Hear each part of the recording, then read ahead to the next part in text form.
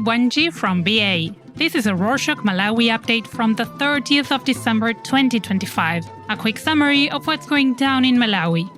People are mourning the death of 5 musicians who died in a car accident on Friday the 26th while traveling to Lilongwe in the central region. The 5 were part of the band of musician Eli Juchi and were set to perform at Eli's annual Hive Experience event set for Saturday the 27th. Unfortunately, their car crashed into another in Ncheu in the southern region. 4 members died on the scene while another passed on while receiving treatment.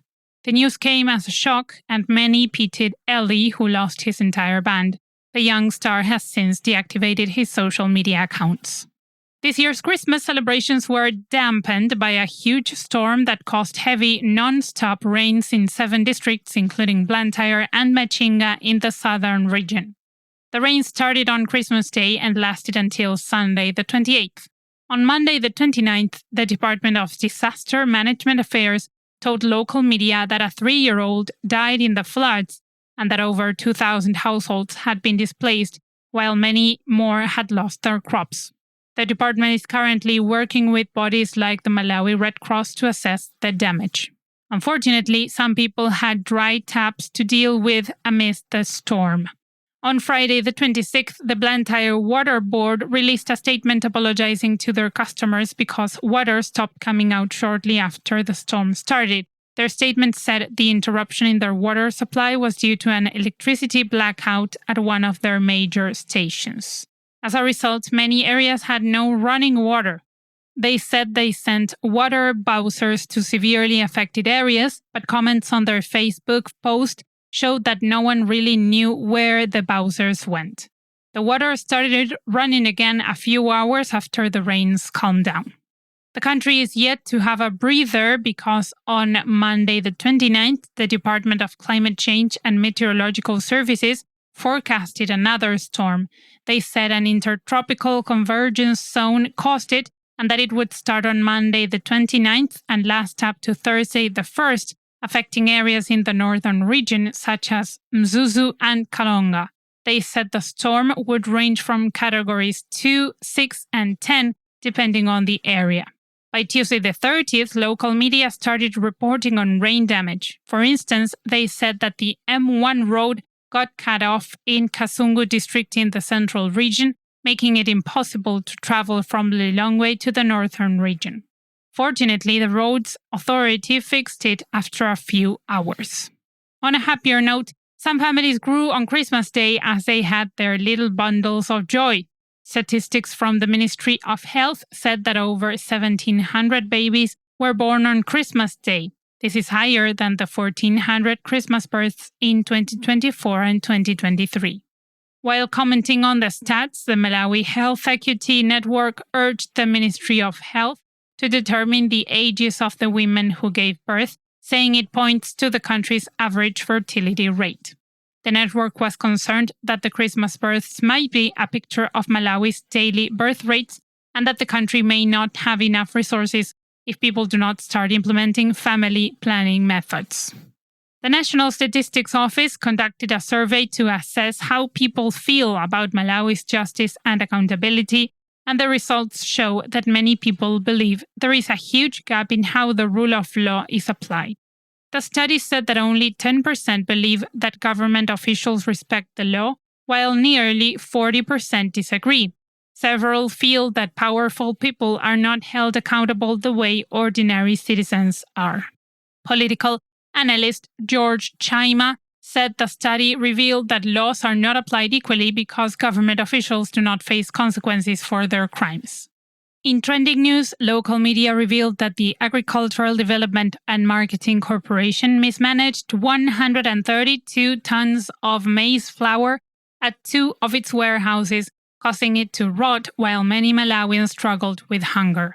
The corporation eventually sold the flour to its staff at low prices, although it had worms and mold in it. On Monday the 29th, some insiders told local media that authorities at the corporation tried to cover up their mess by calling the cheaply priced maize flour a staff privilege instead of admitting they had made a negligent mistake. The news angered people since the country is undergoing food insecurity and has sent out numerous calls for aid. This comes as the Ministry of Agriculture, Irrigation and Water Development announced an outbreak of a disease that can worsen Malawi's hunger crisis. According to a statement released on Monday the 29th, downy mildew disease affects various crops, including maize, which is Malawi's staple crop. They said it has hit 7 districts, but is prevalent in Blantyre and Machinga, although it could spread to other areas. The ministry has since advised farmers to inform government offices if they see any symptoms of the disease, such as stunted growth of maize seedlings, leaves that are narrower than usual, and a white mold-like growth on the bottom part of the leaves. They also urged farmers to uproot and bury infected plants. National identity cards that have expired can still be used for official identification and transaction purposes. In 2023, the Ministry of Homeland Security allowed people to use expired national IDs because the National Registration Bureau couldn't print and distribute them fast enough. The ministry said the IDs would become invalid in January 2026 and gave people until then to renew their cards. However, on Thursday the 25th, the Bureau released a statement saying that the government had announced that people could still use expired national IDs until January 2027, allowing them more time to renew, print, and distribute over 2 million ID cards. In previous episodes, we mentioned that the government would remove school fees for secondary schools in January 2026 and boarding fees in April next year. They said this would help make education more accessible to people. Now, the government and some public and grant-supported schools are changing their tune. On Saturday the 27th, the Association of Christian Educators in Malawi told local news that parents and guardians will still have to pay boarding fees unless their child already receives bursaries or similar support from the government. At least the government did not do a complete switch up since they already removed school and exam fees as promised and said students won't have to pay anything come January 2026. Shifting gears, thousands of Malawians went to work in South African mines between the 60s and 80s after the Malawian and South African governments signed a labor export deal.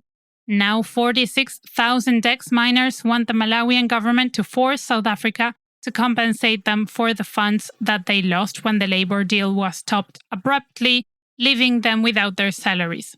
Local news said the South African government was meant to send the salaries to the ex-miners through the Reserve Bank of Malawi, but never did. Unfortunately, the High Court threw out the ex-miners' case, saying it had passed the legal deadline for filing. However, the ex-miners are not giving up. They will appeal to the Supreme Court. For our final update, if your mobile airtime seems to disappear from your phone without good reason, then you may be a victim of the Wangiri scam designed to drain your airtime. According to a local news article, fraudsters leave missed calls or make very short calls to a victim's phone, often from an unfamiliar or international number and at odd hours. Once the victim calls back, their call connects to a number that charges painfully high fees for calls, making the victim's airtime finish quickly.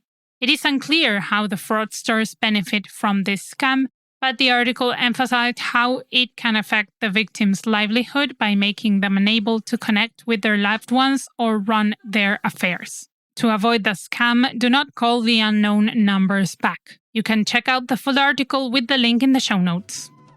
And that's it for this week. Thank you for joining us. Before we head out, we just want to wish you an awesome 2026. Thanks so much for listening, sharing the show, and being part of the Rorschach community. Vitani Bueno.